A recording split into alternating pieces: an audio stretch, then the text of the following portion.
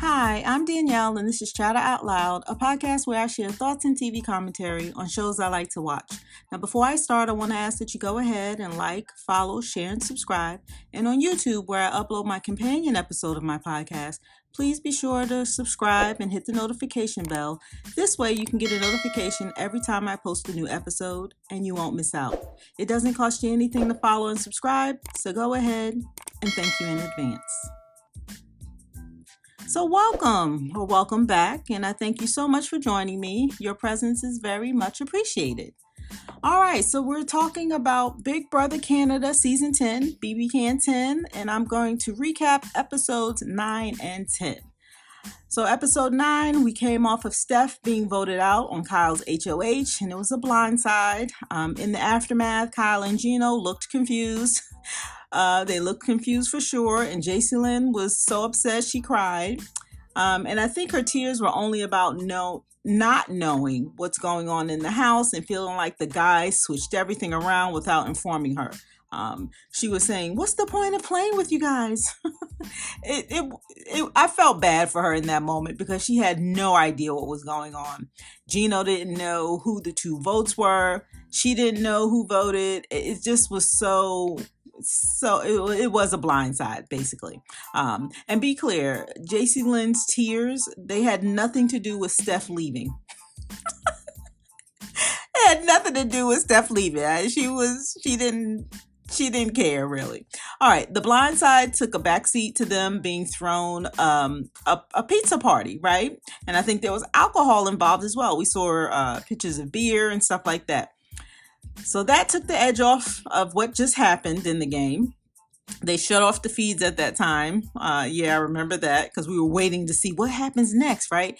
But the feeds wouldn't come back for a long time. And come to find out, they were having their little pizza party. And they took it out in the jacuzzi area, and it just got a little wild. So they took the edge off. There was alcohol introduced, and people's inhibitions are known to go down when alcohol is introduced into the picture. Yeah. People are very relaxed, and so relaxed where they aired Jess kissing Josh. And from what I hear on the live feeds, like, we didn't see that, but they were talking about it. And I tried to find this. I think, oh my gosh, I can't remember. I'm so sorry. I can't remember who told me in a comment. I apologize for that. But I went back to go look for it on the live feeds where they were talking about it, and I just couldn't find it. And I couldn't spend that much time doing it. But on the episode, we saw them air Jess kissing Josh, right? And then from what we hear, there was more kissing amongst other players, right? Herman and Summer kissed. Someone else kissed. I can't remember. But yeah, so it got kind of wild. They didn't air that part. But we know afterwards on the live feeds, a lot of house guests were saying or overheard saying, yeah, that was a good time and we needed it. So maybe somebody will leak that footage. Maybe somebody in production will leak that. Who knows? All right. They also showed us the Wendy's meal, right? Because one of the perks of being HOH is that you get a Wendy's meal and you get to invite one house guest to join you. When the HOH goes to pick up the meal or the Wendy's meal, they get to hear advice from a prior Big Brother Canada winner. And of course, this week, Gino won. He didn't even know who the person was. I found it funny. Now, I didn't know who she was, but I haven't watched Big Brother Canada like that. But it was funny because you could see on his face, he's like, I don't know who this person was. He only knows that was season 3's winner. So the winner from season 3, BBCAN 3, Sarah, gave him advice. And you hear the same advice being given from each player that we've seen so far in the episodes. Like, don't let it go to your head. Be smart. Trust people. Things like that. Anyway, throughout the remainder of the episode, we see how Gino arrived at his decision to nominate Jess and Marty. He thinks Jess is manipulative and a good, strong game player and haven't talked much game with them. And he feels that they are a threat to his game. And for Marty, he's paying him back for backstabbing him with flipping the vote and disrespecting him. Those words upset Marty because he didn't like Gino using those words like backstab and disrespected. He thought that was too much and it went over the top. And it really ticked Marty off. And if you listen to my live feeds update when I talked about this, you know Marty spent a lot of time after that HOH ceremony talking about it around the house. He talked to Canada. He was just really upset about those words. All right. Episode 10, after the nomination ceremony, that's where it picks up. We see how ticked Marty was about Gino's speech, right? Specifically using those words, backstab and disrespect. When Gino tried to convince him it was optics, because he approached Marty and Gino was telling him, hey, it was just optics. I'm trying to get the house guests to see that we don't get along, just so they can work together, so they can keep it under wraps, Marty didn't buy it.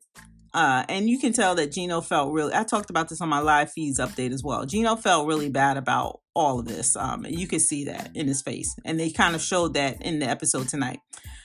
The Power of Veto players were selected. Of course, the two nominees, Jess and Marty, automatically play. They do the spin of the wheel.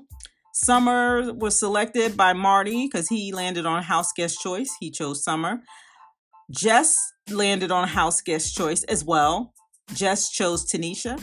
And Gino, when he spun the wheel, it landed on Helena. So the veto players are Marty, Jess, Summer, Tanisha, Gino. Oh no, Gino doesn't play. HOH doesn't play. And Helena. So Summer, Marty, Tanisha, Jess, and Helena are playing in the Power of Veto. And remember in my live feed updates, I talked about helpers, right? And I was so confused, like, what are the helpers doing? What are they there for? Can they help them lose? Could that be the strategy, where they work to help someone lose? But come to find out, the helpers were just helping to put presents on the conveyor belt. And I'll talk about that in a second. All right. Marty talked to Canada again. He talked to Canada throughout the whole episode. He was fired up about Gino and his word choice. So he let Canada know. Then he was happy about the Power of Veto players because he said, oh, I have a good chance of winning, or maybe if Tanisha or Summer win, they may take me off. So he felt good about that and he let Canada know. So Marty his mood changed very quickly after the POV the picking of the players for Power of Veto. We also see the evolution of Gino's backup plan, right? Should one of the two nominations come off the block? Originally, he was considering Betty or Tanisha as a replacement nominee. So we saw how he arrived at that, right? All right, the Power of Veto. It was a Christmas theme. It was titled Santa's Workshop. And JC Lynn, Kevin, Kyle, Herman, and Moose were reindeer, right? Those were the helpers. So they were the reindeer. Betty was the host. She was dressed as a candy cane. I thought it was really cute. And then the veto players, they were all elves, right? So the objective was to stack presents, be the player that stacked the most presents without it falling, right? The reindeer were the helpers that put the presents on the conveyor belt. So they're standing in front of, a little ledge there with presents. The helpers would put the presents on the conveyor belt. The presents will slide down. They take the present, they lean against it using their body as a surface, and they hold the present there. The next gift comes down, they take that present, put it behind it, and they keep stacking it, right? They keep stacking it, and if your presents fall, you're eliminated out of the game. So the idea is to stack as many presents as you can as they come down the conveyor belt without dropping the presents. All right. There was a reward of a letter from a home in one of the presents. Tanisha didn't take it because she felt very driven. She was very driven to try to win this Power Veto because she suspected she could go up, right? So she passed on that letter. She's like, I really want to do this, but I can't. And she didn't want to risk it. So she let the letter go and she was crying. It was so sad. The second reward was milk, a cup of milk and cookies in which Summer took a drink and a bite of the cookie. I mean, while holding all her presents. It was very impressive. And she took the letter from home, by the way. So Summer was the only one that took advantage of both of these rewards in the challenge. And she clearly told us in her DR, she didn't need to win. Now, she wasn't cocky about it, but she really didn't need to win. Summer's in a nice spot right now. Anyway, she took the letter. She got the letter present, so she stacked that in her pile.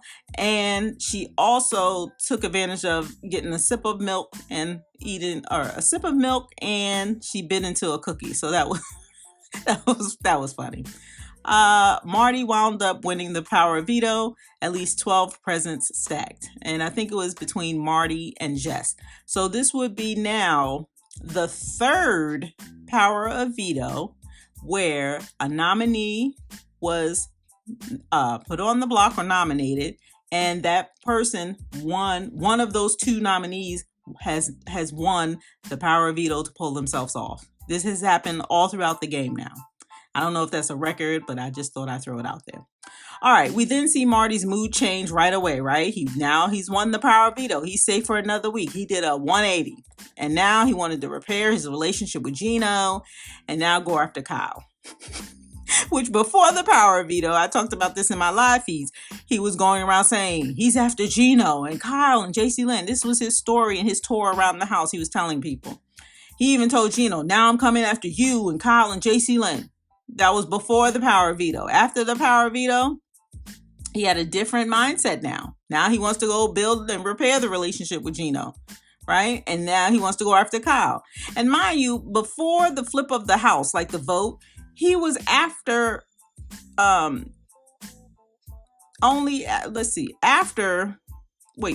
the flip, he was after the other side of the house before last week's blind side. Then he became part of that side and went for the Gino, JC Lynn, Kyle side, right? Because he was part of the flip. Then he was mad about that. He was disappointed in himself or something. He didn't like that or whatever. Because I thought he felt like he was on the losing end because they didn't win the HOH, right? To keep up the momentum, right? The power went back to the other side of the house, Gino. So then he was mad about that. Then he won the Power of Veto. Well, he gets put on the block. He's going around. I'm doing this, whatever, Canada. Then he wins the Power of Veto. Now he's happy again, and he's going back and forth. And folks, this is the definition of flip-flopping. Marty is a flip-flopper. Marty is a flip-flopper in the Big Brother game. And I hope he's ready to wear that label because it's now a part of the BB history books. Marty is a flip-flopper. Yes, he is. All right, the remainder of the episode, we see the evolution of Gino's replacement nominee, which again, we credit Summer for. I talked about that in my last live feed updates. Right? Yeah. They've shown it in both Monday's episode and tonight's episode, the influence that Summer had on Gino's HOH. Yes, she's very good. Very good social game. I want her to win a HOH. Right now, I don't even think she needs it. Josh and Summer aren't on anybody's radar right now. So Summer is sitting nice right now. She has a very good social game. So we don't want anything to be messed up. So one of our allies has to win. All right. And of course, we see Calamity Kyle. He's trying to convince Gino to put up Moose. Now that Marty's coming off the block, Calamity Kyle coming in with his mess again. Now he's trying to get Gino to have a messy HOH and saying, hey, have you ever thought of putting Moose? Like, he tries to sound so smart about the game. And he clearly, during his HOH reign, we saw his mess. So he's not smart in the game. He's not strategic. He's emotional. And he has no clue. Easily influenced. It just was a mess. Okay. Even Gino said in his DR session, Colin, he hasn't learned anything from his messy HOH week. And he's like, have you ever thought about putting up Moose? In the end, Gino selected Kyle as the replacement nominee. And so now we have Kyle on the block. So this week, Gino is the HOH. He nominated Marty and Jess. Marty won the Power of Veto. He pulled himself off the block. Gino replaced Marty with Kyle. So 2 weeks in a row, we see the HOH put up house guests that they are aligned with. So the other side of the house is playing a strong social game, and they are having influence. They're having influence on the HOH. Right? They haven't won an HOH yet. The power has only been on one side of that house, right? And they influenced another ally of the HOH to go up. And that's interesting to me. It sucks to suck. I remember that was Marty's comeback for Gino during his speech when he was taking himself off. For my daughter Ashley, she told me it sucks to suck. Oh my God. Okay. I'm looking forward to tomorrow night's eviction episode. I think we'll see Kyle get voted out, right? Afterwards, we'll have to see who wins the next HOH. I'm hoping it's a Tanisha or a Herman win. Preferably, I hope Tanisha wins the next HOH. I think Marty may be a nomination for either Tanisha or Herman. We'll have to see. So we'll have to see, and maybe Tanisha will take a shot at Gino. Who knows? But I'm wishing that Tanisha wins the next, or hoping that Tanisha wins the next HOH. All right. And what say you? Who would you like to win the next HOH? Let me know in the comment below. All right. And that's all I have. So be sure to come back and give me a listen. I'd love for you to like, share, follow, and subscribe. You can also leave me a comment, right? Leave me a message. If you're listening to the podcast, there's a link to leave me a message right on the landing area. So please check that out. All right. My name is Danielle, and you're listening to my podcast, Chatter Out Loud. Thank you so much for joining me. And as always, I appreciate your support. And that's all I have. Thanks again for listening, and I'll talk to you next time.